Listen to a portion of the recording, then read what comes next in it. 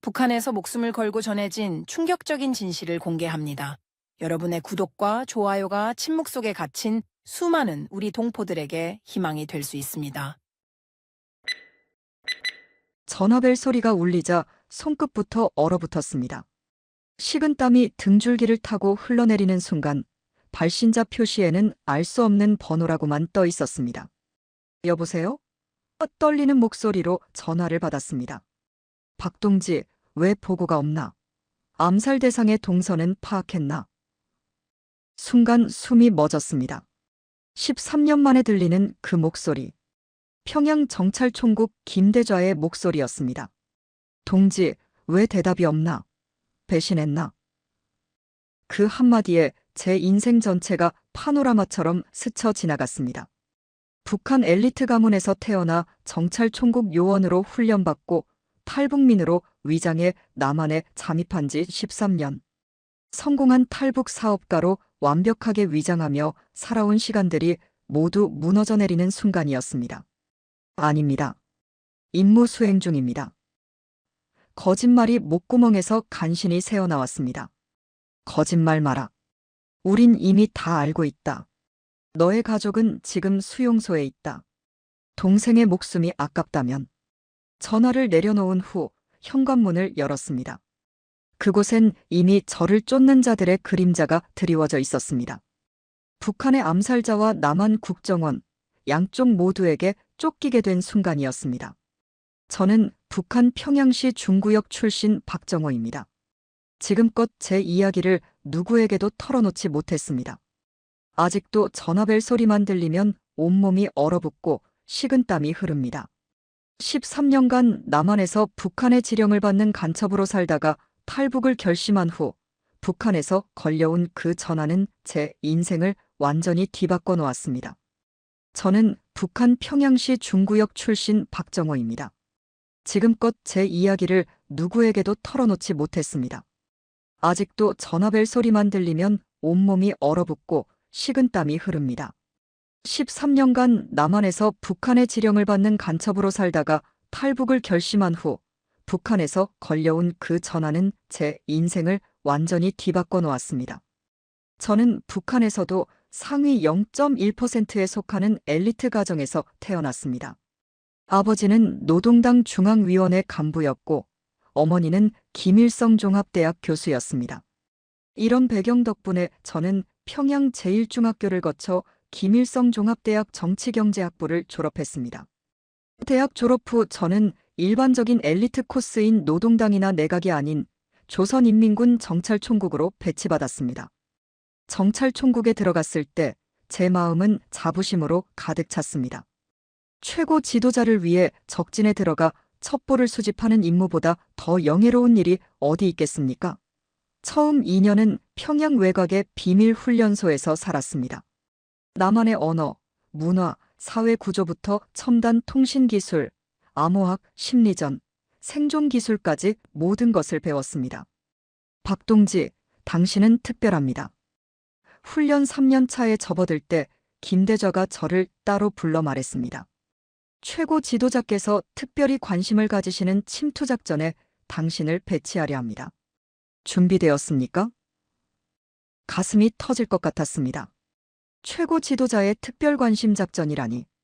단 한치의 망설임도 없이 네, 목숨을 바쳐 명령을 수행하겠습니다라고 대답했습니다. 그날부터 제 훈련은 더욱 강도 높게 진행되었습니다. 남한의 서울 중산층 출신 청년으로 완벽하게 변신하는 훈련이었습니다. 말투부터 걸음걸이, 습관, 취향까지 모두 바꾸어야 했습니다. 서울대 경영학과를 나와 중견기업에 취직한 박지호라는 가상의 인물이 되는 것이 저의 새로운 정체성이었습니다. 남조선에는 우리 협력자들이 있습니다. 그들의 도움으로 당신의 신분은 완벽하게 구축될 것입니다. 김대좌는 설명했습니다. 하지만 결코 그들과 직접 접촉해서는 안 됩니다. 당신은 철저히 자연인으로 살아야 합니다. 자연인이란 북한에서 파견된 공작원이 아닌 남한 사회에서 자연스럽게 성장한 사람처럼 보이게 하는 전략이었습니다. 남한의 대북 정보망이 고도화되면서 이전처럼 직접 침투하는 방식은 너무 위험해졌기 때문입니다. 마침내 2007년 4월, 저는 중국 선양을 거쳐 태국 방콕에 도착했습니다. 그곳에서 난민 신분으로 한국 대사관에 들어갔습니다. 저는 평안북도 출신 탈북민 박지호로 위장했습니다. 북한에서의 고통스러운 생활, 중국에서의 도피 과정을 완벽하게 연기했습니다. 물론 이 모든 스토리는 정찰총국에서 철저하게 준비한 것이었습니다. 하나원에서의 6개월은 가장 힘든 시간이었습니다. 24시간 감시 속에서 한치의 실수도 용납되지 않았기 때문입니다. 하지만 저는 그곳에서도 모범적인 탈북민으로 평가받았습니다. 남한 사회에 빨리 적응하려는 의지가 강한 청년 과거는 묻어두고 새 출발하려는 진취적인 사람으로 인식되었습니다. 하나원을 나온 후 저는 서울 구로구의 작은 원룸에서 생활을 시작했습니다. 정착금으로 받은 돈의 일부로 생활하며 취업 준비를 했습니다. 북한에서 받은 지시는 단순했습니다. 최소 5년은 그저 평범한 탈북민으로 살아라. 의심받지 말고 네트워크를 구축하라. 처음 2년간 저는 정말 열심히 살았습니다. 대학에 들어가 경영학을 공부했고 아르바이트로 생계를 유지했습니다.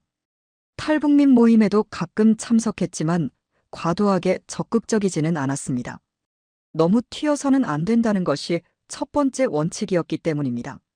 첫 보고는 암호화된 이메일로 보냈습니다. 중국 베이징의 한 무역회사로 위장된 주소였지만 실제로는 정찰총국의 해외 연락망이었습니다. 보고 내용은 단순했습니다. 제가 잘 정착했다는 것, 주변 탈북민들의 동향, 그리고 대학에서 배운 남한의 최신 경제 동향 등이었습니다. 3년 차부터 저는 좀 더 적극적으로 활동하기 시작했습니다. 탈북민 단체의 간부로 선출되었고 여러 정치인들과 접촉할 기회도 생겼습니다. 탈북민 출신 사업가로 성공한 한 선배의 회사에 취직했고 그곳에서 승진을 거듭했습니다. 그 회사는 군수산업 관련 부품을 납품하는 하청업체였습니다. 박동지, 진척이 훌륭합니다. 이제 더 중요한 정보가 필요합니다. 5년 차에 접어들었을 때 특별 지령이 왔습니다. 그때부터 저는 동료들의 PC에 몰래 접근하여 군사 관련 자료들을 수집하기 시작했습니다. USB에 복사한 자료들은 중국 출장을 가장해 베이징에서 전달했습니다. 7년 차에 접어들었을 때 저는 이미 회사의 핵심 인물이 되어 있었습니다. 대표이사의 신임을 받아 군수산업 입찰 과정에도 참여했고 국방부 관계자들과의 접촉도 늘어났습니다. 그들은 저를 성공한 탈북민의 모범 사례로 여겼고 때로는 정부 행사에 초청되어 연설을 하기도 했습니다. 하지만 이런 성공이 오히려 저를 괴롭히기 시작했습니다. 남한 사람들의 따뜻한 환대와 지원, 공정한 경쟁 기회. 이런 것들은 북한에서 배운 썩어빠진 자본주의 사회의 모습과는 너무나 달랐습니다. 가장 충격적이었던 것은 비판과 자유로운 토론이 허용되는 문화였습니다. 회사에서도 언론에서도 정부를 신랄하게 비판하는 것이 일상이었습니다.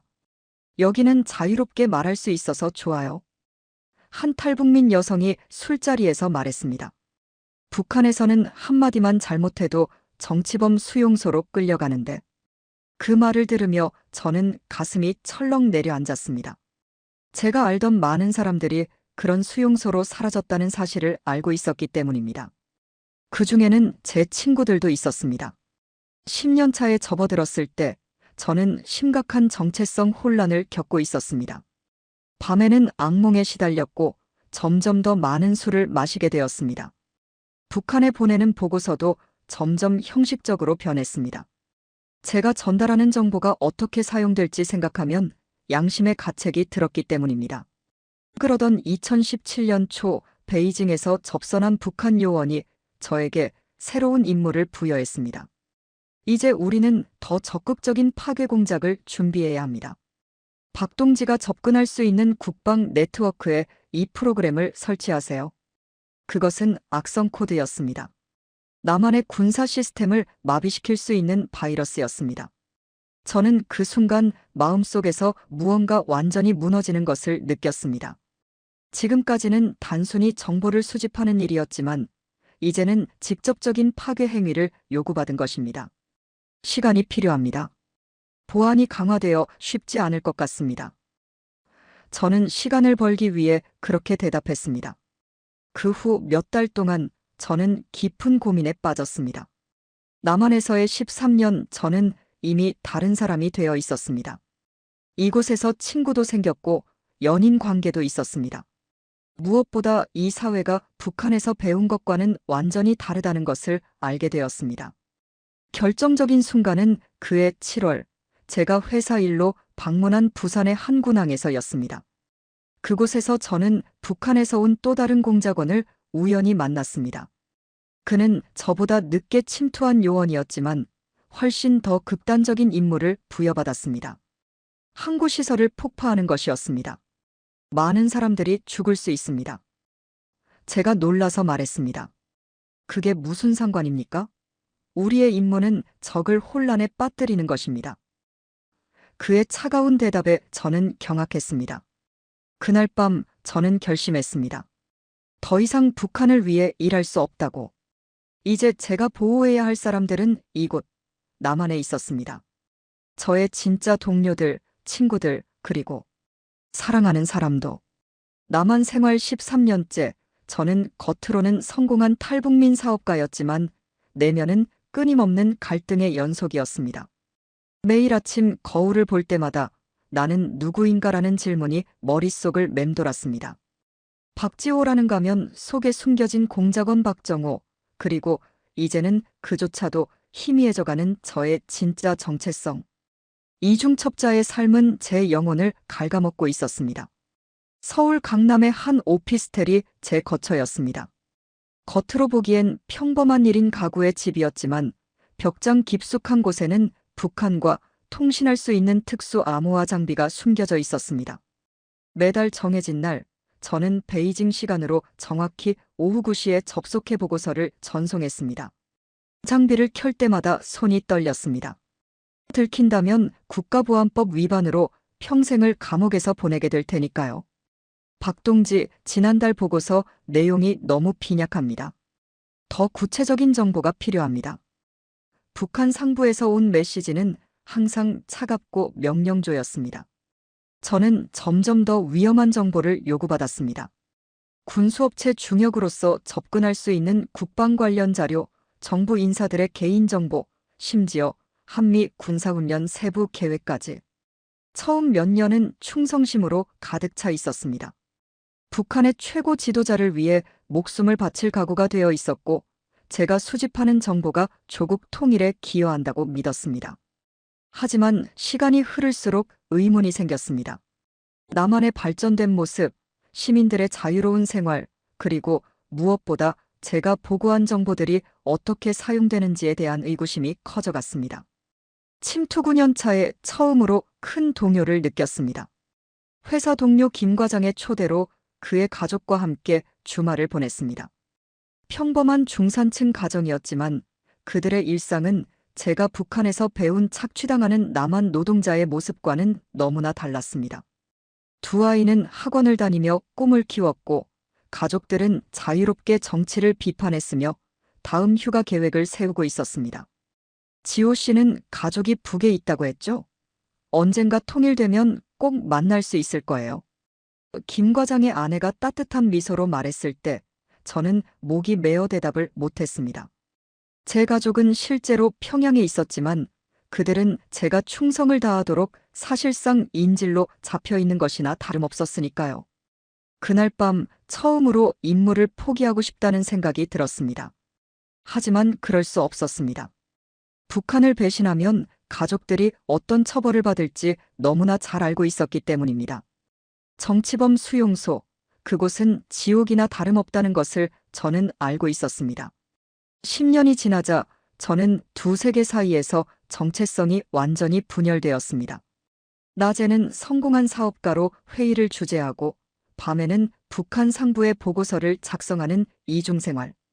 때로는 제가 누구인지조차 혼란스러웠습니다. 남한에서의 생활이 점점 더 진짜 제 모습처럼 느껴졌고 북한에 보내는 보고서는 점점 더 형식적이고 가공된 내용으로 채워졌습니다. 북한에서는 제 보고서의 질이 떨어진다며 불만을 표시했습니다. 박 동지, 최근 정보의 정확성에 문제가 있습니다. 동지의 충성심에 의심이 가기 시작합니다. 이런 메시지를 받을 때마다 등골이 오싹했습니다. 북한의 의심을 사는 것은 곧 죽음을 의미할 수도 있었기 때문입니다. 11년 차에 저는 한 여성을 만났습니다. 서연이라는 이름의 그녀는 같은 회사 마케팅 부서에서 일하는 평범한 직원이었습니다. 처음에는 단순한 호감이었지만 시간이 지날수록 깊은 감정이 자라났습니다. 서연과 함께할 때만큼은 모든 거짓과 가면을 잊을 수 있었습니다. 지호 씨는 가끔 너무 슬퍼 보여요. 무슨 고민이 있나요? 서연이 어느 날 물었습니다. 말할 수 없는 진실이 목을 조여왔습니다. 그녀에게 거짓말을 하는 것이 너무 괴로웠습니다. 하지만 진실을 말할 수는 없었습니다. 그녀가 저를 경멸하게 될 테니까요. 아니, 더 최악은 그녀가 위험에 처하게 되는 것이었습니다. 탈북민이라 가끔 고향 생각이 나서 그래요. 겨우 그런 변명을 했습니다. 서연과의 관계가 깊어질수록 제 내면의 갈등은 더 커졌습니다. 결혼을 생각하게 되었지만 간첩의 신분으로 가정을 이룬다는 것은 그녀에게 치명적인 위험을 안기는 일이었습니다. 그래서 저는 관계에 선을 그었고 그 과정에서 서연에게 깊은 상처를 주었습니다. 갑자기 왜 이러는 건데요? 뭔가 다른 이유가 있는 거죠? 서연의 눈물 어린 질문에 대답할 수 없었습니다. 그저 미안하다는 말만 반복했습니다. 사랑하는 사람을 스스로 밀어낸 후 저는 더 깊은 우울감에 빠졌습니다. 술로 밤을 지새우는 날이 많아졌고 회사에서의 업무 성과도 떨어졌습니다. 북한에서는 계속해서 더 많은 정보를 요구했지만 저는 점점 더 위장된 정보를 보내고 있었습니다. 12년 차 결정적인 사건이 일어났습니다. 한미연합훈련 관련 정보를 수집하라는 지시를 받았습니다. 이번에는 단순한 문서가 아니라 실제 훈련 위치와 시간, 참여부대 정보였습니다. 그런 정보는 북한이 공격을 준비하는 데 사용될 수 있다는 것을 알았습니다. 처음으로 저는 명시적으로 거짓 정보를 보냈습니다. 의도적으로 잘못된 좌표와 날짜를 전달한 것입니다. 북한의 반응은 즉각적이었습니다. 박 동지, 당신이 제공한 정보가 완전히 틀렸습니다. 우리에게는 다른 채널을 통해 확인할 방법이 있습니다. 이것이 실수입니까? 아니면 의도적인 배신입니까? 식은땀이 흘렀습니다. 북한에는 분명 다른 정보원이 있었고 제가 거짓 정보를 보냈다는 사실을 알아챘습니다. 급하게 변명했습니다. 죄송합니다. 보안이 너무 강화되어 정확한 정보 접근이 어려웠습니다. 실수가 있었던 것 같습니다. 북한은 일단 수긍하는 듯 했지만 그때부터 더 구체적인 증거를 요구했습니다. 문서 사진, 녹음 파일, 심지어 특정군 관계자와의 만남 증거까지. 그들의 의심은 명백했고 저는 벼랑 끝에 몰렸다는 느낌이 들었습니다. 그 시기에 또 하나의 충격적인 사실을 알게 되었습니다. 북한에서 함께 훈련받았던 동료 공작원 최동지가 임무 수행 중 발각되어 남한 당국에 체포되었다는 소식이었습니다. 뉴스에서는 그가 군사시설 사진을 찍다 체포되었다고 보도했습니다. 북한은 그를 철저히 부인했고 최동지는 완전히 버려진 상태였습니다. 우리는 존재하지 않는 사람입니다. 임무가 실패하면 우리는 그냥 사라질 뿐입니다. 훈련소에서 김대좌가 했던 말이 떠올랐습니다. 최동지의 사례를 보며 저 역시 언제든 버려질 수 있다는 사실을 분명히 깨달았습니다. 13년 차에 접어들면서 북한의 지시는 점점 더 위험해졌습니다. 단순한 정보 수집을 넘어 적극적인 파괴 공작을 요구했습니다. 회사 서버에 악성 코드를 심고 군수 부품의 결함을 의도적으로 만들어내라는 지시까지 받았습니다. 그것은 단순한 간첩 행위를 넘어 테러에 가까웠습니다. 동시에 북한 내 상황에 대한 정보도 접했습니다. 탈북민 모임에서 만난 최근에 탈북한 사람들은 북한의 실상을 생생하게 전해주었습니다. 식량난은 여전했고 주민들의 고통은 계속되고 있었습니다. 반면 지도층은 호화로운 생활을 누리고 있다는 이야기를 들었습니다. 평양에서도 이제는 돈 있는 사람들만 잘 살아요. 지도자가 새 별장을 짓는다고 농장 식량을 다 가져갔어요.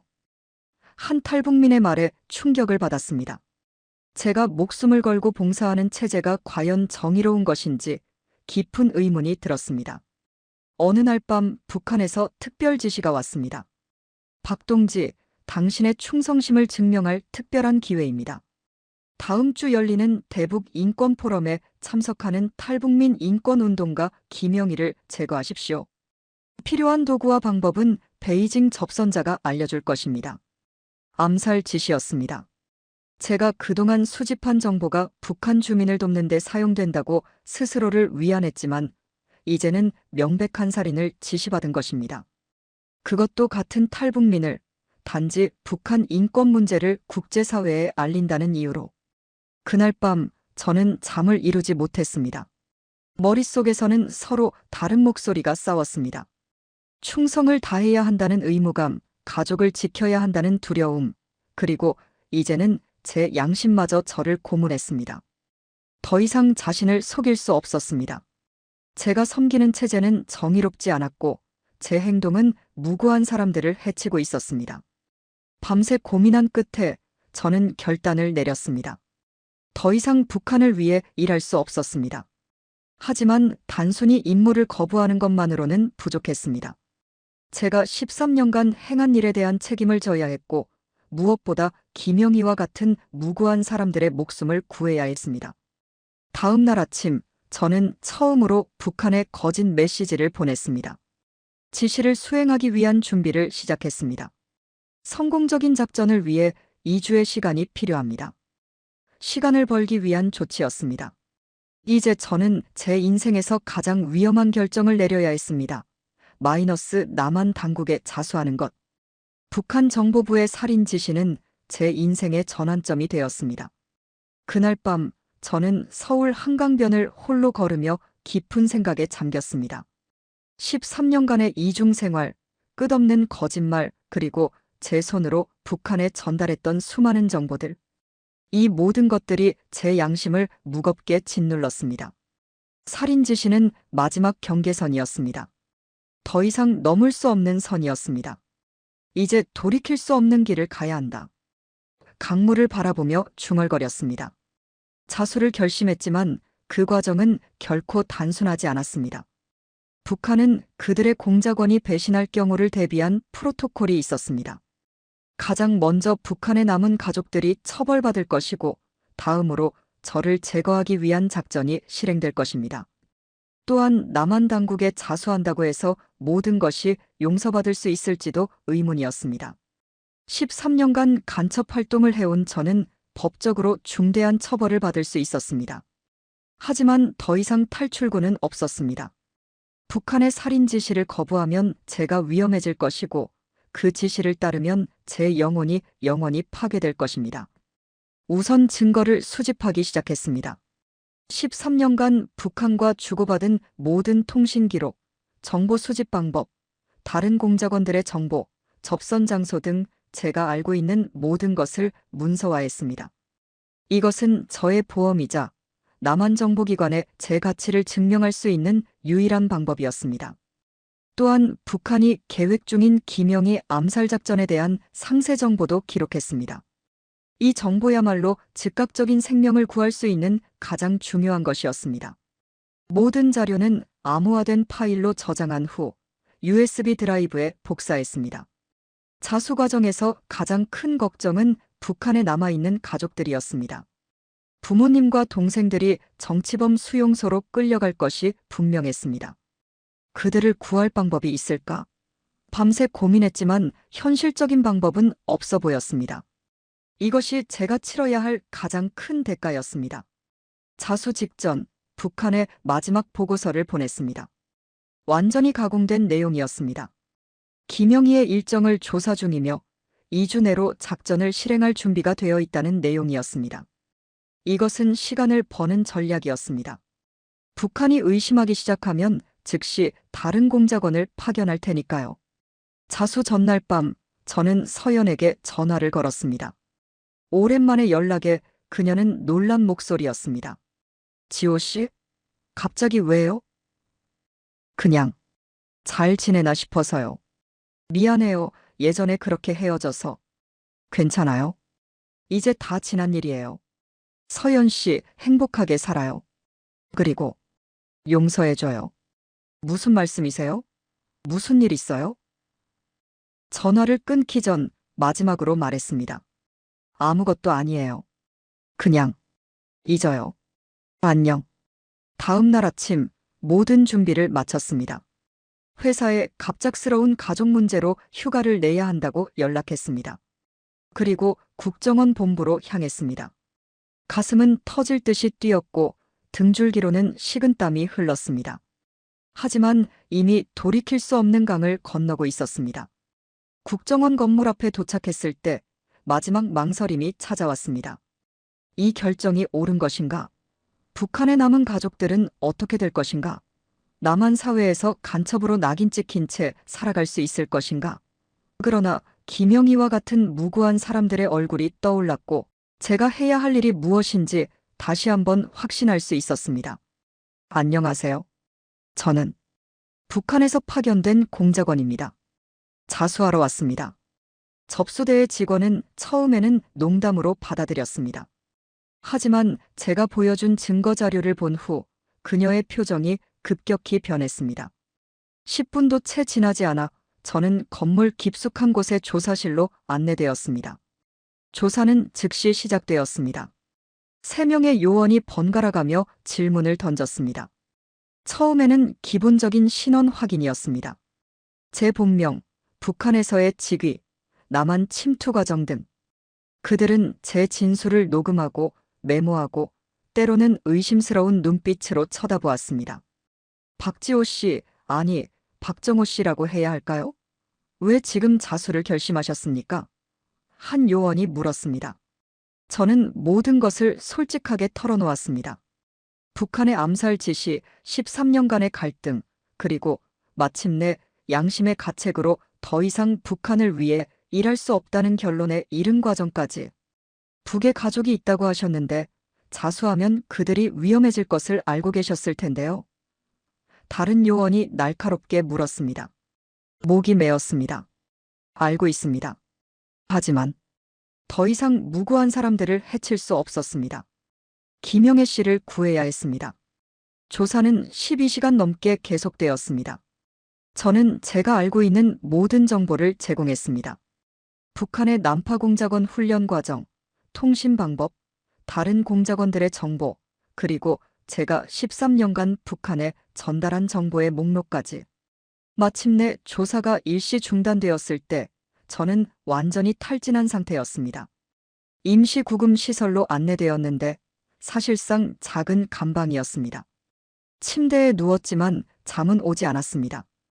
북한에 남은 가족들의 얼굴이 계속해서 떠올랐습니다. 그들은 지금쯤 어떤 일을 당하고 있을까요? 다음 날 조사는 더 구체적인 내용으로 이어졌습니다. 제가 제공한 정보의 진위를 확인하는 과정이었습니다. 특히 김영의 암살 계획에 대해 집중적으로 물었습니다. 북한이 실제로 한국 내에서 암살을 지시했다는 증거가 필요합니다. 당신의 말만으로는 충분하지 않습니다. 조사관이 말했습니다. 저는 북한과의 통신 기록, 암호화된 메시지의 해독 방법, 그리고 베이징 접선자와의 만남 일정 등 모든 것을 제공했습니다. 그들은 제 진술을 바탕으로 즉시 김영희의 안전을 확보하기 위한 조치를 취했습니다. 자수 3일째 국정원 고위 관계자로 보이는 사람이 조사실에 들어왔습니다. 그는 저를 유심히 관찰한 후 말했습니다. 박정호 씨, 당신의 자수는 받아들여졌습니다. 현재로서는 구금 상태가 유지되지만 협조 정도에 따라 처우가 결정될 것입니다. 북한이 실제로 김영애 씨를 노리고 있다는 정보는 현재 확인 중입니다. 그의 말에 약간의 안도감이 들었습니다. 최소한 제 자수가 받아들여졌다는 의미였으니까요. 하지만 여전히 불안했습니다. 북한에 있는 가족들, 그리고 제 미래에 대한 불확실성이 저를 짓눌렀습니다. 일주일이 지난 후 상황이 급변했습니다. 저의 정보를 바탕으로 국정원이 김영희에 대한 보호 조치를 취한 지 얼마 지나지 않아 실제로 북한에서 파견된 공작원이 체포되었다는 소식이었습니다. 그는 김영희의 일정을 추적하고 있었고 그의 소지품에서 독극물이 발견되었습니다. 박정호 씨, 당신의 정보는 정확했습니다. 실제로 암살 시도가 있었어요. 조사관이 알려주었습니다. 이것은 당신에게 유리하게 작용할 겁니다. 그날 이후 저의 처우는 크게 개선되었습니다. 구금시설에서 보호시설로 이송되었고 더 편안한 환경에서 지낼 수 있게 되었습니다. 국정원은 저를 중요 협조자로 분류했고 제가 제공한 정보를 바탕으로 대대적인 북한 공작원 색출 작전을 준비 중이었습니다. 하지만 여전히 마음 한구석은 무거웠습니다. 자수한 지 약 2주가 지났을 때 국정원을 통해 북한 소식을 들을 수 있었습니다. 박정호 씨, 어려운 소식을 전해드려야 할 것 같습니다. 담당 요원이 조심스럽게 말했습니다. 우리의 정보에 따르면 당신의 가족이 평양에서 사라진 것으로 보입니다.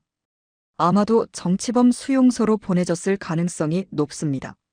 예상했던 소식이었지만 실제로 듣게 되니 가슴이 찢어졌습니다. 눈물이 흘렀지만 소리내어 울 수조차 없었습니다. 그저 묵묵히 고개를 끄덕였습니다. 그들을 구할 방법은 없을까요?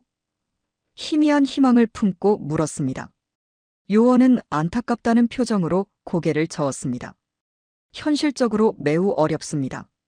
하지만 앞으로 남북 관계가 개선되거나 인도주의적 교류가 있을 때 가능성을 모색해 볼 수는 있습니다. 그날 밤 저는 홀로 방에 앉아 가족들에게 사과의 편지를 썼습니다. 그들이 결코 읽지 못할 편지였지만 제 마음을 정리하는 데 도움이 되었습니다. 자수 한 달이 지났을 때 국정원은 저에게 새로운 제안을 했습니다. 북한 공작원 네트워크를 와해시키기 위한 특별작전에 협조해달라는 것이었습니다. 제가 알고 있는 접선 방법, 암호, 통신 채널 등을 활용해 다른 공작원들을 식별하고 체포하는 작전이었습니다. 이 작전에 협조하면 당신의 법적 처벌은 크게 경감될 수 있습니다. 물론 위험도 따릅니다. 북한이 당신을 최우선 제거 대상으로 삼을 테니까요. 국정원 팀장이 설명했습니다. 망설임 없이 동의했습니다. 이미 돌아갈 곳도 잃을 것도 없었습니다. 그리고 무엇보다 제가 저지른 잘못을 조금이라도 만회할 수 있는 기회였습니다. 작전 준비가 한창이던 어느 날 아침, 담당 요원이 급하게 저를 찾아왔습니다. 박정호 씨, 북한에서 당신에게 통신을 시도했습니다. 당신이 사용하던 암호화 장비로 메시지가 왔어요. 놀라움에 말을 잇지 못했습니다. 저는 이미 모든 통신을 중단했고 장비도 국정원에 넘겼습니다. 북한이 왜 지금 연락을 시도하는 걸까요? 메시지 내용이 뭔가요? 요원은 종이 한 장을 내밀었습니다. 거기에는 해독된 메시지가 적혀 있었습니다. 박동지, 임무 수행 상황을 즉시 보고하라. 응답이 없을 경우 당신은 배신자로 간주될 것이다. 가족들의 안전을 원한다면 48시간 내로 응답하라. 이 메시지는 북한이 아직 재자수 사실을 완전히 확인하지 못했다는 의미였습니다. 그들은 의심하고 있지만 확신하지는 못하는 상태였습니다. 이것은 기회였습니다. 이 메시지를 이용해 북한을 속일 수 있을 것 같습니다. 저는 제안했습니다. 제가 여전히 임무 수행 중이라고 답하면 시간을 벌 수 있고 더 많은 정보를 얻을 수 있을 겁니다. 국정원 팀은 즉시 회의를 소집했고 저의 제안을 검토했습니다. 위험한 작전이었지만 북한 공작원 네트워크를 더 깊이 파악할 수 있는 절호의 기회이기도 했습니다. 좋습니다. 하지만 모든 통신은 우리의 감독 하에 이루어져야 합니다. 팀장이 최종 결정을 내렸습니다. 그리하여 저는 북한에 응답 메시지를 보냈습니다. 임무 수행 중입니다. 목표물의 경호가 강화되어 접근이 어렵습니다. 새로운 계획을 수립 중입니다. 가족들은 안전합니까? 이 메시지를 보내는 순간 저는 제 인생에서 가장 위험한 게임을 시작했습니다. 북한의 공작원 네트워크를 와해시키기 위한, 그리고 어쩌면 북한에 남은 가족들을 구할 수 있는 마지막 희망을 걸고 시작한 위험한 이중첩자 게임이었습니다. 북한과의 위험한 이중 게임이 시작된 지 열흘째 되는 날이었습니다. 국정원의 보호시설에서 저는 북한 정보부와 조심스럽게 통신을 유지하고 있었습니다. 그들에게는 여전히 충성스러운 공작원인 척 연기하며 김영의 암살 작전이 보안 문제로 지연되고 있다는 거짓 정보를 지속적으로 제공했습니다. 국정원은 이 통신을 면밀히 모니터링하며 북한 공작원 네트워크에 관한 더 많은 정보를 얻기 위해 노력했습니다. 그날은 아침부터 긴장감이 감돌았습니다. 북한에서 박동지 48시간 내에 작전 진전이 없으면 후속 조치가 취해질 것이라는 메시지가 왔기 때문입니다. 이것은 명백한 최후 통첩이었습니다. 국정원 팀과 함께 대응 메시지를 준비하고 있을 때였습니다. 박 씨, 당신 개인 전화로 걸려온 전화가 있습니다. 담당 요원이 갑자기 들어오며 말했습니다. 제 전화요? 누구죠? 의아했습니다. 자수한 이후 제 개인 전화는 국정원이 보관 중이었고 오직 긴급 상황에서만 사용할 수 있도록 되어 있었습니다. 발신자는 알 수 없습니다. 국제번호로 보이는데 추적이 불가능합니다. 순간 등골이 오싹해졌습니다. 국제번호, 추적 불가능. 북한에서 걸려온 전화일 가능성이 높았습니다. 국정원 팀장과 눈을 마주쳤고 그는 긴급히 통화 추적 시스템을 가동하도록 지시했습니다. 받으세요. 최대한 자연스럽게 대화하고 시간을 끄세요. 팀장이 작은 목소리로 말했습니다. 떨리는 손으로 전화를 받았습니다. 여보세요? 잠시 침묵이 흘렀습니다.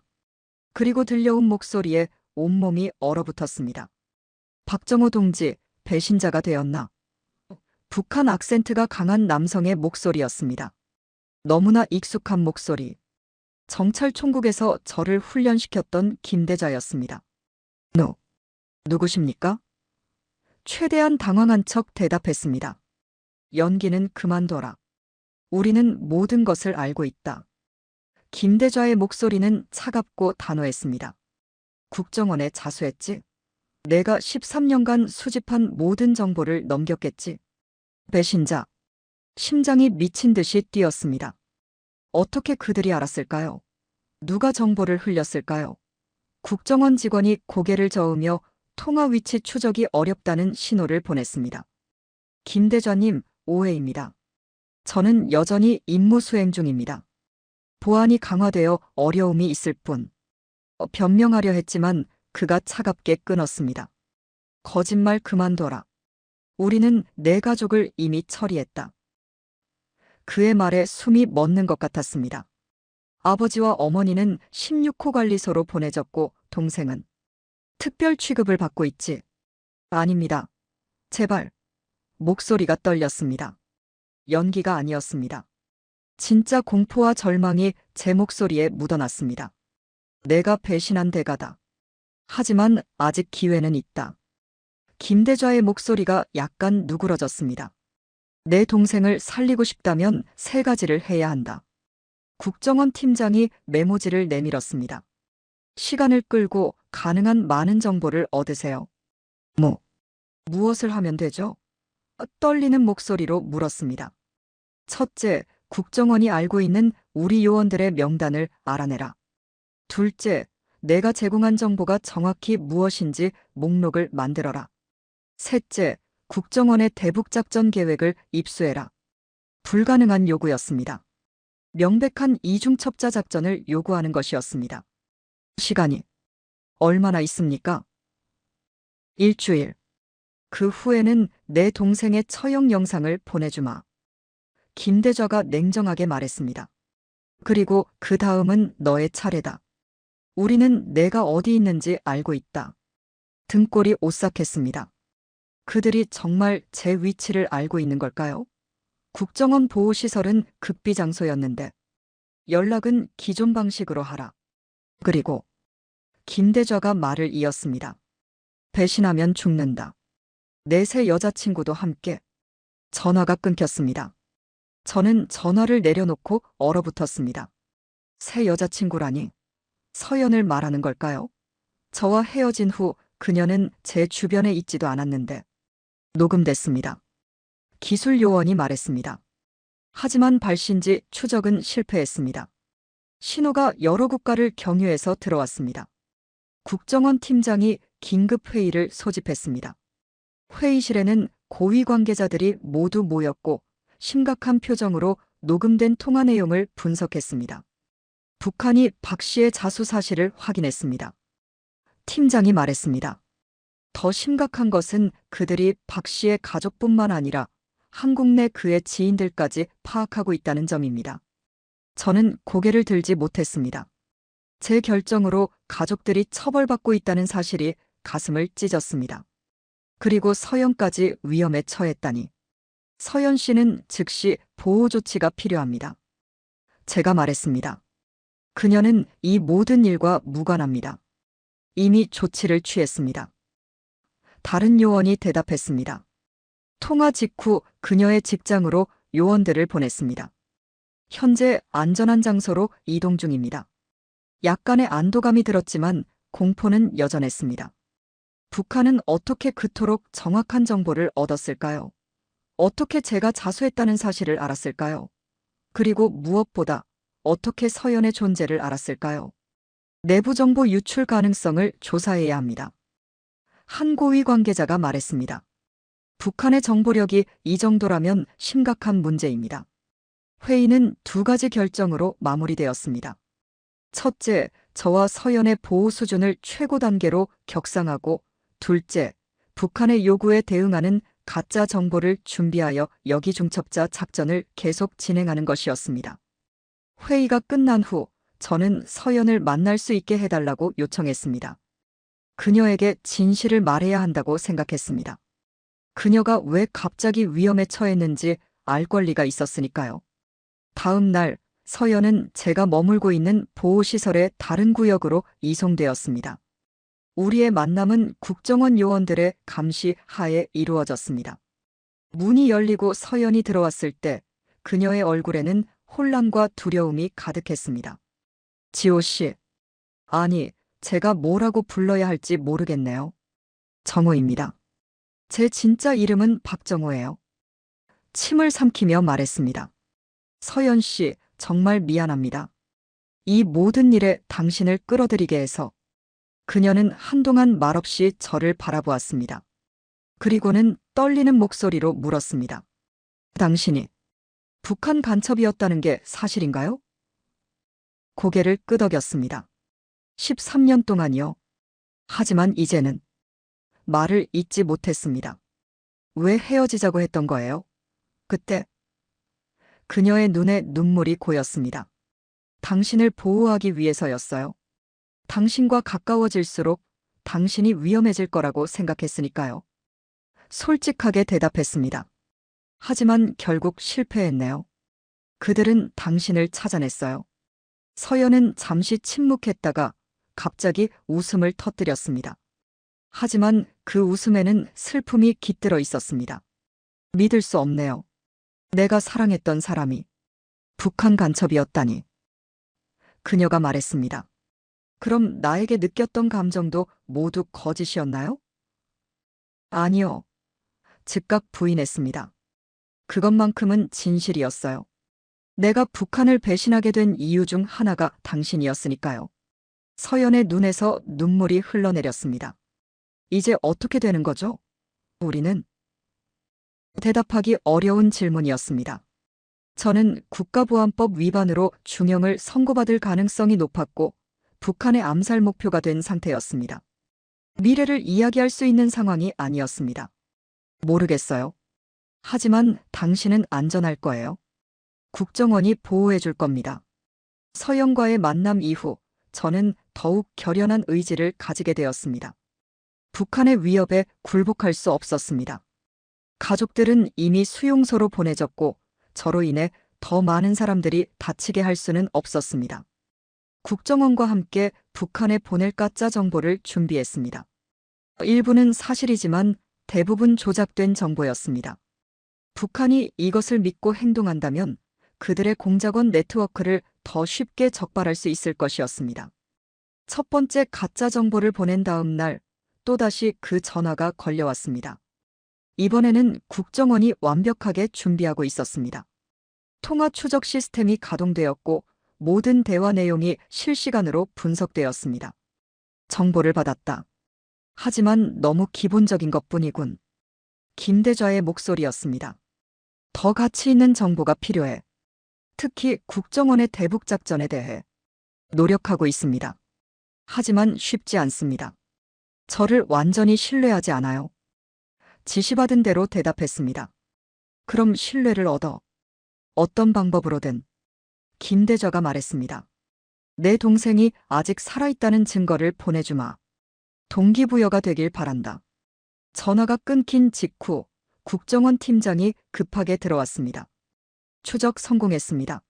중국 다롄에서 걸려온 전화입니다. 정확한 위치까지 파악했습니다.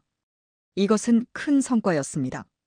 중국 당국과의 협조를 통해 김대좌를 체포할 가능성이 생긴 것입니다. 그러나 그날 밤 더 충격적인 일이 일어났습니다. 제 휴대폰으로 사진 한 장이 전송되었습니다. 사진 속에는 제 여동생 정미가 있었습니다. 창백한 얼굴로 오늘자 북한 노동신문을 들고 있었습니다. 살아있다는 증거였지만 그녀의 눈에 깃든 공포와 절망을 보는 것은 고통스러웠습니다. 사진 밑에는 메시지가 있었습니다. 6일 남았다. 제대로 된 정보를 달라. 국정원은 즉시 사진의 진위를 분석했습니다. 포토샵 같은 조작의 흔적은 없었고 신문의 날짜도 실제와 일치했습니다. 사진은 진짜였습니다. 제 동생은 살아있었고 북한은 그녀를 인질로 잡고 있었습니다.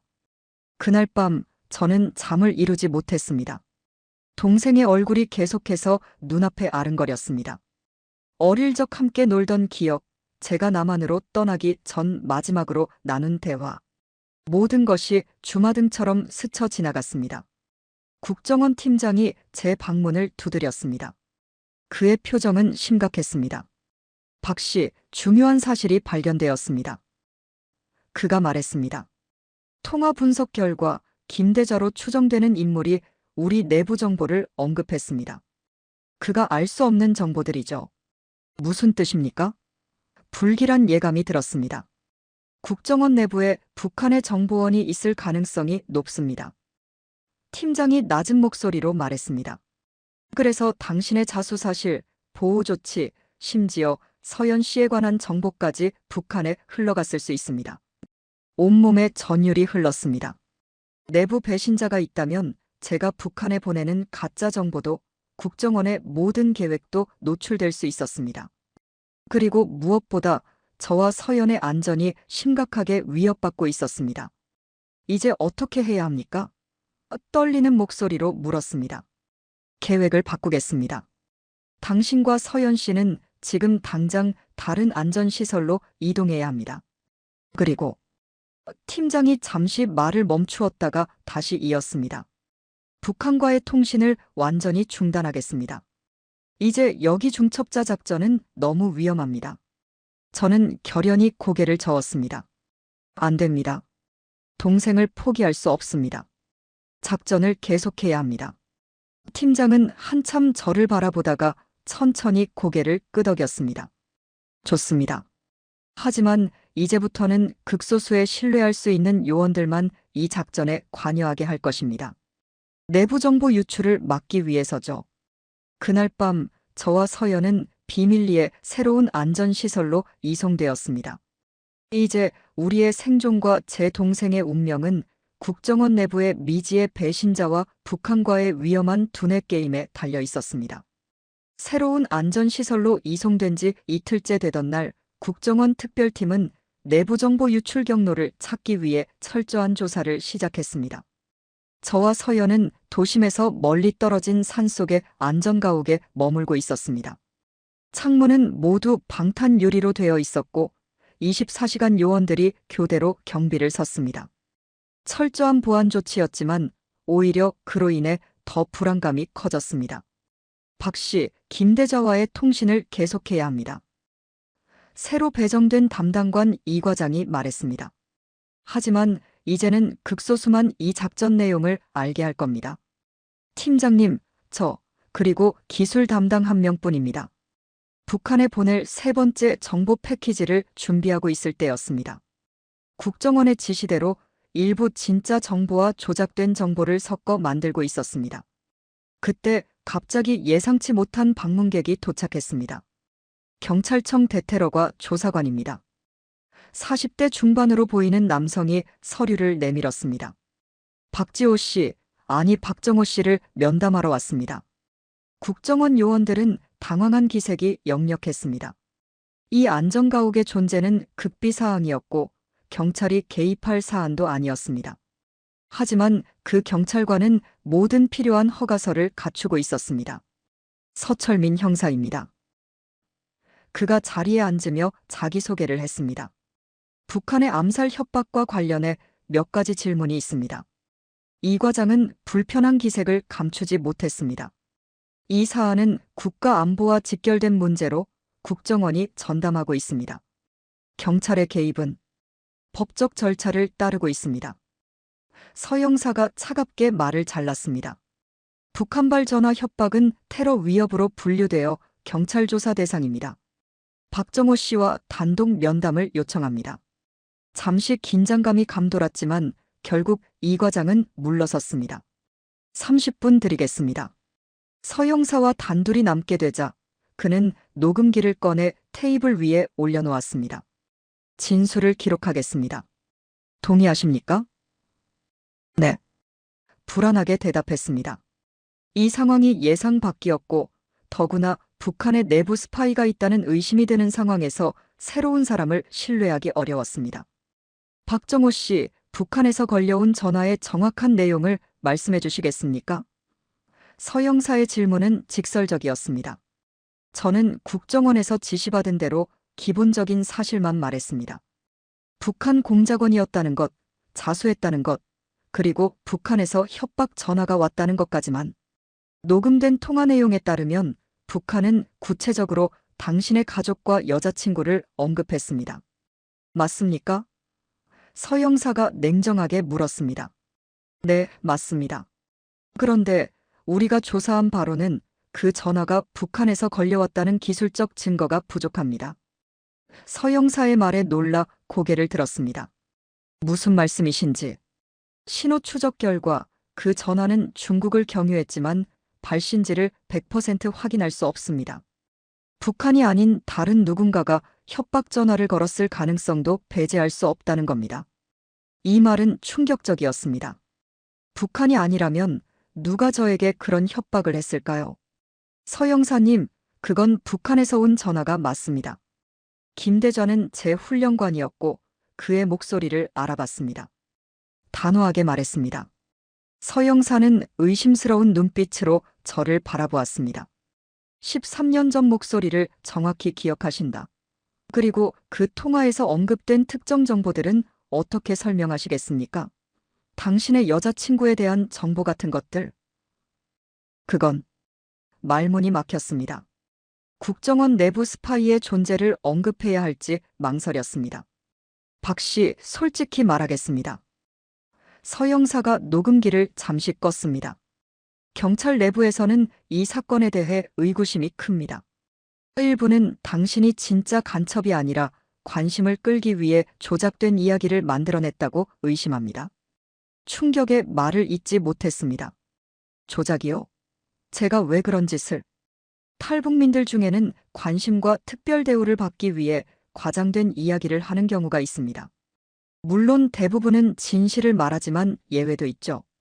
분노가 치밀어 올랐습니다. 제 가족이 북한 정치범 수용소에 끌려갔습니다. 동생은 인질로 잡혀 있고요. 이게 관심을 끌기 위한 얘기라고 생각하십니까? 서 형사는 표정 변화 없이 저를 관찰했습니다. 당신의 가족이 북한 수용소에 있다는 증거가 있습니까? 국정원에 사진이 있습니다. 제 동생이 찍힌. 말을 멈추었습니다. 사진은 북한에서 보내온 것으로 경찰과 공유되지 않았을 것입니다. 사진요? 그런 사진은 제출된 적 없습니다. 서 형사가 메모했습니다. 국정원에 요청하겠습니다. 면담이 끝나고 서 형사가 떠난 후 저는 이 과장에게 달려갔습니다. 왜 경찰이 이 일에 개입하는 겁니까?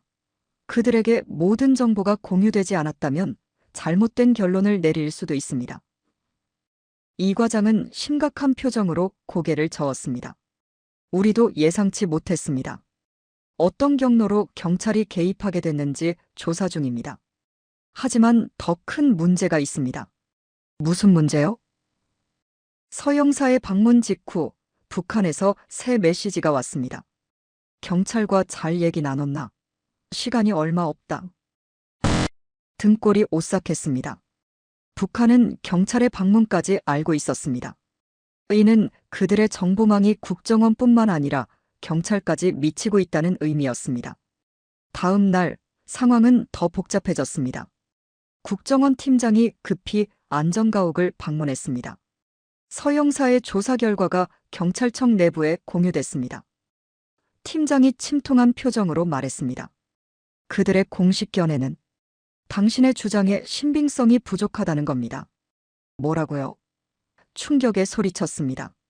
그들은 북한에서 전화가 왔다는 기술적 증거가 불충분하고 당신의 간첩 이력에 대한 구체적 증명이 부족하다고 합니다. 심지어 일부 경찰은 탈북민에 과장된 피해 망상이란 표현까지 사용했다고 합니다. 말도 안 되는 상황이었습니다. 13년간 북한을 위해 활동하고 그들의 위협을 받고 있는데 이제는 피해 망상이라니요? 그들에게 증거를 보여주세요. 북한과의 통신 기록, 제 동생 사진, 모든 것을. 국가안보 차원에서 모든 증거를 공개할 수 없습니다. 팀장이 설명했습니다. 일부 고위 경찰 간부에게는 정보가 공유됐지만 그들조차 의심하고 있습니다. 북한 조작설, 국정원의 과잉 대응 등 여러 가설이 나오고 있어요. 상황은 점점 더 악화되었습니다. 다음 날 한 종합편성 채널 뉴스에서 이 사건을 다루기 시작했습니다. 탈북민 간첩 자수자, 북한 협박 주장. 진실은? 이라는 제목의 특집 보도였습니다. 어떻게 언론에 새나간 겁니까? 분노에 차서 물었습니다. 조사 중입니다. 하지만 더 심각한 문제는 보도 내용입니다. 이 과장이 태블릿을 건네며 말했습니다. 뉴스에서는 익명의 경찰 소식통을 인용해 자수한 탈북민의 주장에 신빙성이 부족하다고 보도했습니다. 심지어 일부에서는 국정원이 예산 확보와 조직 확대를 위해 북한 위협을 과장하는 것 아니냐는 의혹도 제기된다는 내용까지 있었습니다. 어떻게 이럴 수가? 분노와 절망감에 손이 떨렸습니다. 서연이 조용히 제 옆에 앉았습니다. 무슨 일이에요? 경찰이, 언론이. 그들은 내 말을 믿지 않아요. 모든 게 거짓이라고 생각해요. 서연은 잠시 침묵했다가 말했습니다. 증언해요. 내가 놀라 그녀를 바라보았습니다. 무슨 말이에요? 나도 그 전화를 들었어요. 당신이 북한에서 온 전화에 떨고 있는 모습을 봤고 그 위협이 진짜라는 것도 알아요. 경찰에 진술할게요. 서연의 제안은 고맙지만 너무 위험했습니다. 그녀가 공개적으로 나서면 북한의 표적이 될 것이 분명했습니다. 안 돼요. 당신까지 위험해질 수 없어요. 그날 밤 또 다른 충격적인 소식이 들려왔습니다. 서 형사의 조사 결과가 경찰청 내부 보고서로 작성되었는데 거기에는 더 충격적인 내용이 있었습니다. 보고서에 따르면 당신은 망상증과 과대망상 증세를 보이는 것으로 의심된다고 합니다. 팀장이 낮은 목소리로 말했습니다. 그들은 심리평가까지 요구하고 있습니다. 이제는 분노를 넘어 참담함이 밀려왔습니다. 제 가족이 죽음의 위협을 받고 있는데 저는 정신병자 취급을 받고 있었습니다. 어떻게 해야 합니까? 이대로라면 북한의 위협은 계속되고 아무도 믿어주지 않을 겁니다. 팀장이 심각한 표정으로 말했습니다. 지금 우리가 할 수 있는 일은 두 가지입니다. 첫째, 국정원 내 유출자를 찾는 것. 둘째, 북한으로부터 확실한 증거를 더 얻어내는 것입니다. 증거라면 당신의 동생이 북한에 억류되어 있다는 더 명확한 증거가 필요합니다. 그리고 김대좌의 목소리가 진짜라는 음성 분석 결과도 필요합니다. 계획을 실행에 옮기기 위해 저는 다시 한번 북한과 연락을 취했습니다. 이번에는 더 많은 정보가 담긴 패키지를 보내며 동생의 추가 사진과 그녀가 직접 말하는 영상을 요구했습니다. 제 진술의 신빙성을 입증하기 위해 절실히 필요했기 때문입니다. 그리고 며칠 후 충격적인 일이 발생했습니다. 한 온라인 커뮤니티에 자칭 간첩 탈북자의 거짓말이라는 제목의 글이 올라왔습니다. 거기에는 제 개인정보와 함께 제가 돈과 관심을 위해 간첩 이야기를 꾸며냈다는 주장이 담겨 있었습니다. 심지어 제가 과거에 사기 전과가 있다는 거짓 정보까지 포함되어 있었습니다. 게시물은 빠르게 퍼졌고 일부 언론에서도 인용 보도하기 시작했습니다. 제 신상은 완전히 노출되었고 SNS에서는 거짓말쟁이 탈북자라는 해시태그까지 등장했습니다. 이건 명백한 북한의 심리전입니다. 팀장이 단호하게 말했습니다. 그들은 당신의 신뢰성을 떨어뜨려 한국 사회에서 고립시키려 합니다. 서연은 컴퓨터 앞에서 실시간으로 퍼지는 악성 댓글들을 보고 있었습니다. 믿을 수 없어요. 사람들이 어떻게 이런 거짓말을 그대로 믿을 수 있죠? 현실은 냉혹했습니다. 저는 북한의 위협에 직면해 있었지만 한국 사회는 제 주장을 의심하고 있었습니다. 경찰은 제 진술을 신뢰하지 않았고 언론은 선정적인 의혹을 퍼뜨리고 있었으며 대중은 저를 관심을 끌기 위해 거짓말을 하는 사람으로 낙인 찍고 있었습니다. 그날 밤 제 동생의 새 사진이 도착했습니다. 이번에는 짧은 영상도 함께였습니다. 영상 속 동생은 창백한 얼굴로 오빠 살려줘 라고 말하고 있었습니다. 그 눈빛에 담긴 공포와 절망을 보며 저는 강한 결심을 했습니다. 더 이상 다른 사람들이 믿든 말든 신경 쓰지 않겠습니다. 북한의 위협이 진짜라는 것을 증명해 보이겠습니다. 그리고 제 동생을 구하겠습니다. 대중의 조롱과 불신, 그리고 경찰의 의심 속에서도 저는 단 하나의 목표에 집중했습니다. 마이너스 동생을 구하고 북한의 위협을 증명하는 것. 국정원 안전가옥에서의 생활이 3주째 접어들었을 때 팀장이 새로운 계획을 가지고 왔습니다. 박 씨, 우리가 내부 조사를 진행한 결과 중요한 발견이 있었습니다. 팀장이 조심스럽게 말을 꺼냈습니다. 경찰청 대테러과 김 과장이 북한과 연결되어 있을 가능성이 있습니다. 김 과장요? 서 형사의 상관인가요? 의외의 정보에 놀랐습니다. 네. 그는 서 형사의 조사 방향에 큰 영향을 미쳤고 언론의 정보가 유출된 경로도 그와 연관되어 있습니다. 더 중요한 것은 그가 최근 중국 다롄으로 출장을 다녀왔다는 점입니다. 다롄. 김대좌의 전화가 걸려온 바로 그 도시였습니다. 모든 것이 연결되기 시작했습니다. 그럼 김 과장이 북한 스파이였단 말입니까? 충격적인 사실이었습니다. 아직 확정할 수는 없지만 정황이 매우 의심스럽습니다. 우리는 그를 면밀히 감시하고 있습니다. 팀장이 설명했습니다. 그리고 이제 우리는 반격할 준비가 되어 있습니다. 계획은 간단했습니다. 북한과 김 과장에게 거짓 정보를 흘려 그들이 행동하도록 유도하는 것이었습니다. 제가 안전가옥을 떠나 특정 장소로 이동한다는 정보를 흘리고 그 과정에서 김 과장의 움직임과 북한 측의 반응을 관찰하는 것이었습니다. 위험하지 않을까요? 서연이 걱정스럽게 물었습니다. 완벽한 안전 조치가 취해질 겁니다. 팀장이 단호하게 말했습니다. 우리가 북한의 협박을 증명하고 내부 스파이를 잡을 유일한 방법입니다. 다음 날 계획이 실행되었습니다. 저는 안전가옥을 떠나 서울 외곽의 한 모텔로 이동했습니다. 물론 이것은 치밀하게 준비된 작전의 일부였습니다. 모텔 주변에는 수십 명의 국정원 요원들이 배치되어 있었고 저는 방탄복을 착용하고 있었습니다. 김 과장이 움직이기 시작했습니다. 이어폰을 통해 팀장의 목소리가 들렸습니다. 그는 방금 경찰청을 떠나 차를 몰고 당신 방향으로 오고 있습니다. 심장이 빠르게 뛰기 시작했습니다. 계획이 효과를 보고 있었습니다. 저는 모텔방 안에서 기다렸습니다. 창문 너머로 보이는 주차장에는 CCTV가 설치되어 모든 움직임을 감시하고 있었습니다.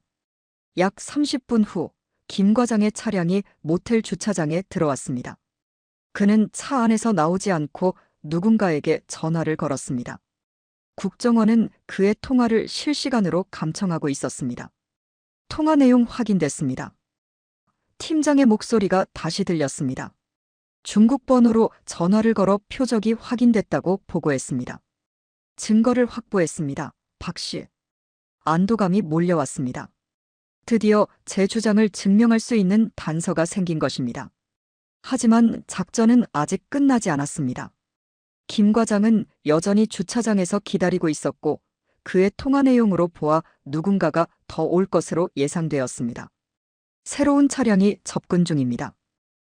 이어폰 너머로 긴장된 목소리가 들렸습니다. 번호판 확인 결과 대북 사업가로 알려진 최모 씨의 차량입니다.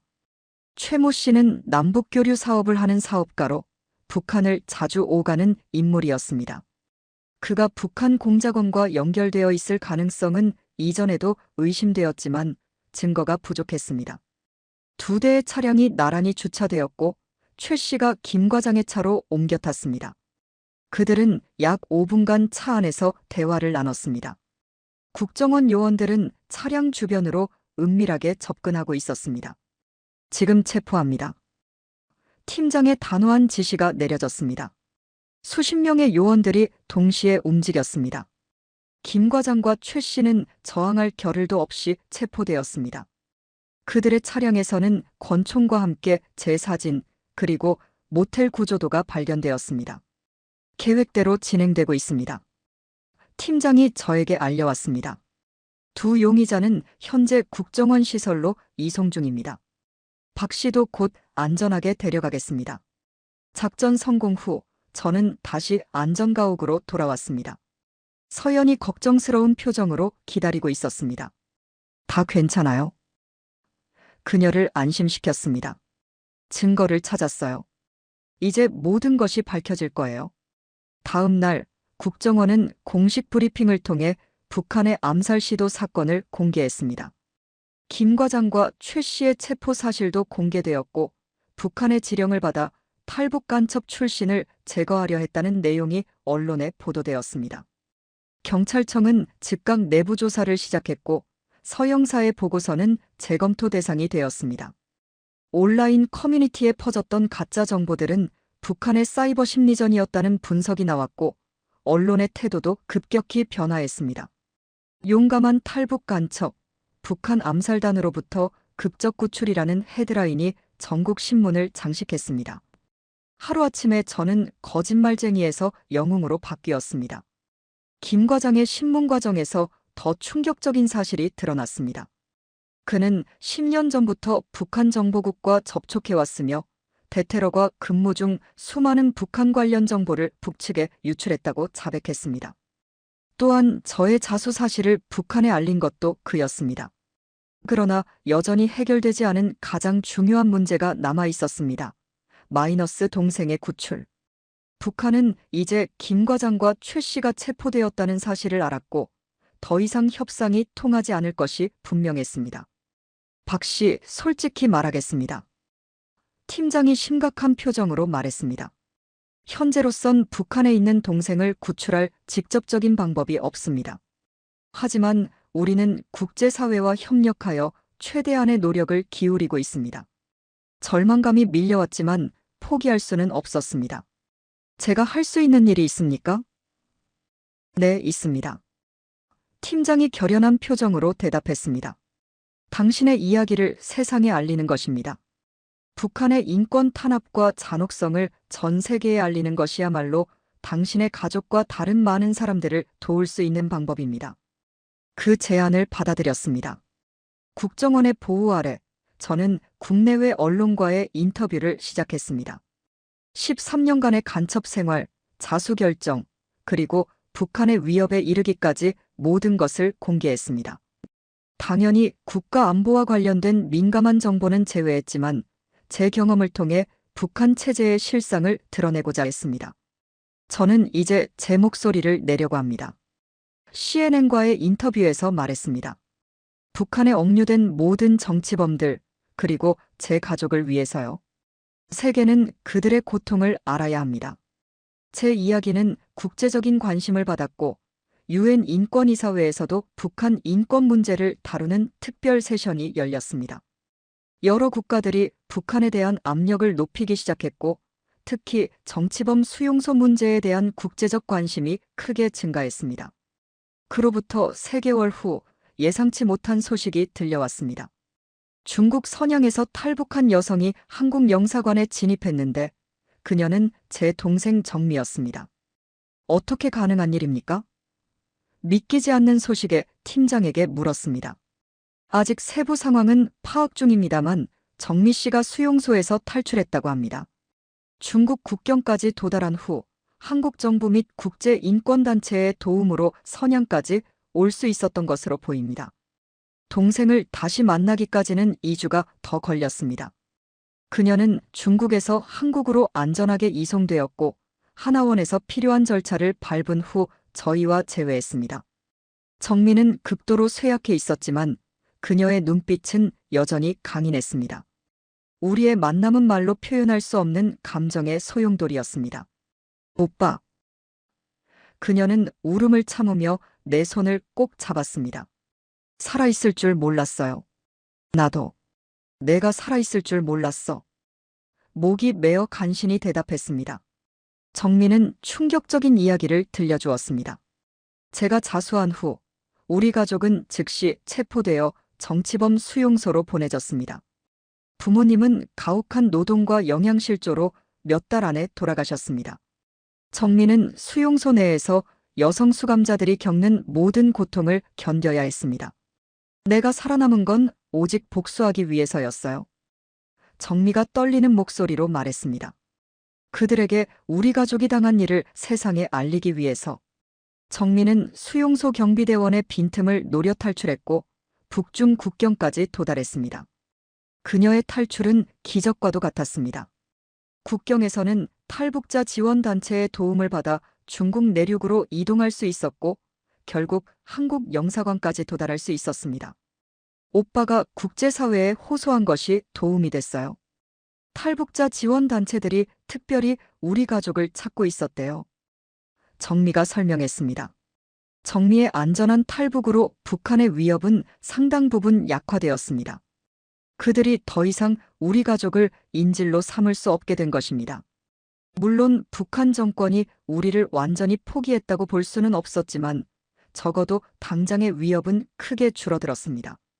제 이야기는 점차 대중의 관심에서 멀어졌습니다. 새로운 사건들이 뉴스를 장식했고 사람들의 기억 속에서 저는 서서히 잊혀져 갔습니다. 그러나 그것이 오히려 저희에게는 다행이었습니다. 평범하게 살 수 있는 기회가 생긴 것이니까요. 국정원의 도움으로 저와 정미 그리고 서연은 새로운 신원을 받아 지방의 조용한 도시로 이주했습니다. 서연은 끝까지 저와 함께하기로 결정했습니다. 그녀의 사랑과 용기가 없었다면 이 모든 고난을 이겨내기 힘들었을 것입니다. 새 삶을 시작한 지 1년이 지난 어느 날 서연과 함께 해변을 걷고 있을 때였습니다. 후회하지 않아요? 나 같은 사람과 함께해서. 문득 궁금해져 물었습니다. 서연은 잠시 바다를 바라보다가 미소 지었습니다. 사랑은 선택이에요. 나는 당신을 선택했고 그 선택을 후회한 적 없어요. 그녀의 말에 가슴이 따뜻해졌습니다. 13년간의 이중 생활, 자수 후의 공포와 불신, 그리고 가족의 희생까지. 모든 고통을 겪고도 이렇게 사랑받을 수 있다는 것이 기적처럼 느껴졌습니다. 정민은 대학에 입학해 심리학을 공부하기 시작했습니다. 그녀는 탈북민들의 트라우마 치료를 돕는 상담사가 되고 싶다고 했습니다. 자신의 경험을 통해 다른 이들을 돕고 싶다는 그녀의 의지는 놀라웠습니다. 저는 작은 출판사에서 번역 일을 시작했습니다. 북한에서 훈련받은 언어 능력이 평화로운 일에 쓰이게 된 것입니다. 때로는 탈북민 단체에서 강연을 하기도 했지만 대부분은 조용히 지내려 노력했습니다. 우리의 이야기는 여기서 끝나지 않습니다. 북한 정권은 여전히 존재하고 수많은 사람들이 그곳에서 고통받고 있습니다. 언젠가 그 체제가 무너지고 모든 사람이 자유를 얻을 날을 꿈꿉니다. 그때까지 저는 제 경험을 통해 진실을 알리고 변화를 위해 노력할 것입니다. 이제 저는 더 이상 북한의 간첩도 남한의 배신자도 아닙니다. 그저 평범하게 살아가는 한 인간으로서 자유와 진실 그리고 사랑의 가치를 깨달은 사람입니다. 그것이 제가 13년간의 이중 생활과 목숨을 건 탈북을 통해 얻은 가장 소중한 교훈입니다.